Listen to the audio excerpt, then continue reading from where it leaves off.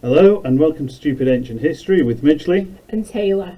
And even though we're still wearing togas, we are doing something slightly different in this podcast. Rather than looking at the narrative of the Persians, we're going to look at some specific sources, and particularly today we're going to look at the Cyrus cylinder. Whoop.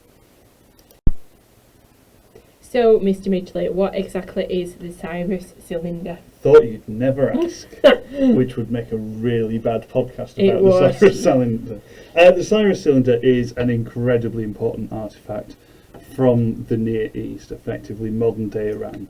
It's a small clay cylinder, it really is quite small, which is inscribed with lots and lots of cuneiform text, cuneiform being the kind of ancient writing that's made with lots of chisel marks.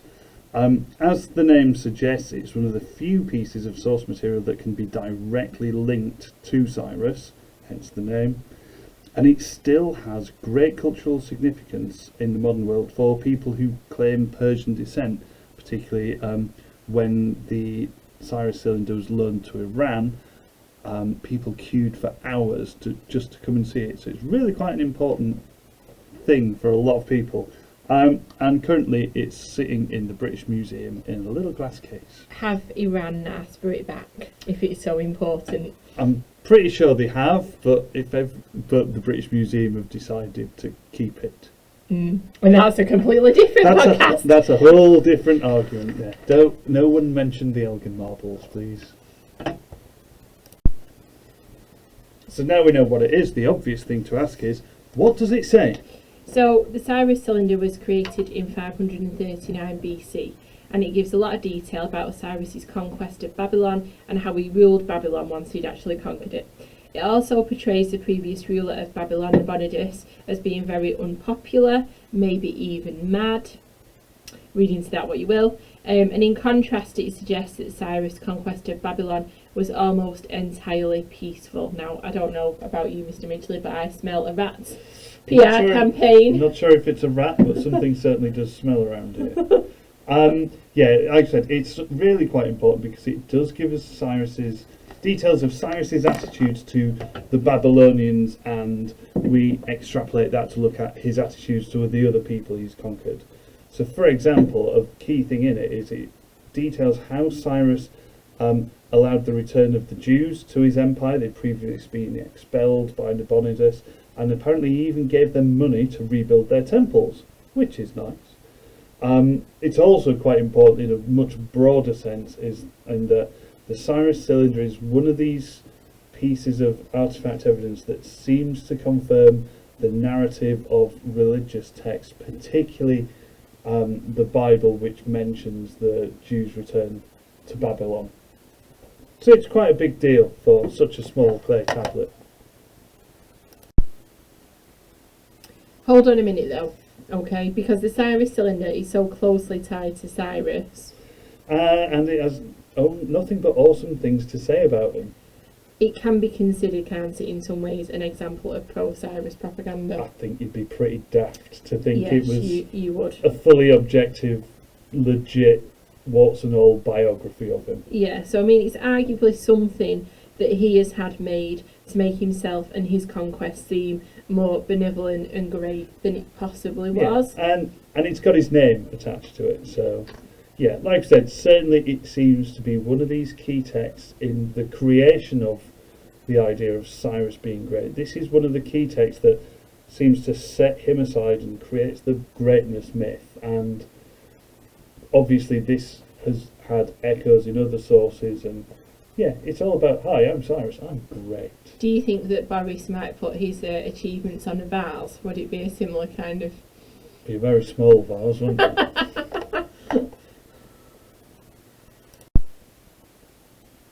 So the next question is, if it's so small and it's obviously so subjective in terms of it just being pro-Cyrus, Cyrus is great, why do we really care about it so much?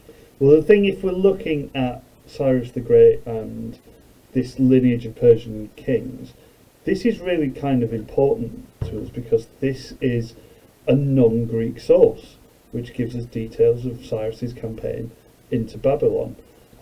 It's also likely as well that this would have been the basis for later sources' coverage of his seemingly tolerant attitude to other religions. Like we said, this seems to be the point of origin of all later sources saying Cyrus is really nice to people. Yeah, and if we're thinking about later sources, obviously we rely quite heavily on Herodotus. Because that's what we've got. Yeah, and that's what we've got, and he's great. Mr. Midgley is a very big fan of Herodotus. But also, this is something that he would have used, isn't it? Yeah, so absolutely. He would have had knowledge of it. He might have had access to something that was similar if it wasn't actually this particular one. He might have had access to copies of it as well, or been able to speak to people who had read the actual Cyrus cylinder or copies of the Cyrus cylinder and got the information from them. Again, if we're looking at the idea of it being propaganda, it's not unbelievable that copies would have been made and distributed throughout the empire. The problem being clay is quite fragile, it's incredibly old. There may have been lots of them, but there's only one that survives. Well, it's similar, isn't it? Like, we know in Rome, we know that Augustus basically put his life story, his memoirs, on various different buildings. Yeah. And they possibly didn't all survive the same. They possibly didn't all say exactly the same thing. But you can get the general gist. The themes are going to be the same. Yeah, so exactly. Yeah, it's like a res geste for Cyrus the Great. Yeah. So it's also really useful when challenging the greatness of Cyrus in the sources, because it seems that all of the contemporary stories about Cyrus being great, pious and kind come from him. Yeah. And if you look at this idea of having to challenge, say you do get a question, was Cyrus really that great? It's really difficult to challenge that statement using the sources, because like I said, all the sources say he's great. Herodotus says he's great, the Nabonidus Chronicle says he's great, his mum says he's great, the Cyrus cylinder says he's great, but like I said, the key argument would be he's not really going to write bad things about himself. I was going to say, surely just because it's there doesn't, I mean, anyone with half a brain cell would realise that just because something isn't there doesn't necessarily mean that it didn't happen or it didn't exist. So the fact that there isn't stuff there that's saying he was bad, you kind of should be able to figure out, well...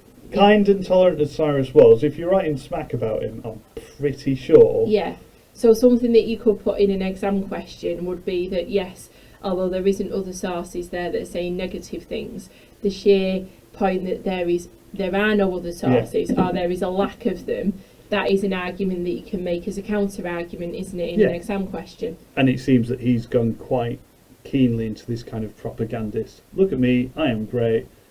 Anyone that says anything else... Well, that's what most rulers do anyway. Yeah, this is true. So there you have it, a super quick look at the Cyrus cylinder and how you can use it. Thank you for listening. We hope this has been useful. Leave us a comment below, and until next time, bye. Bye.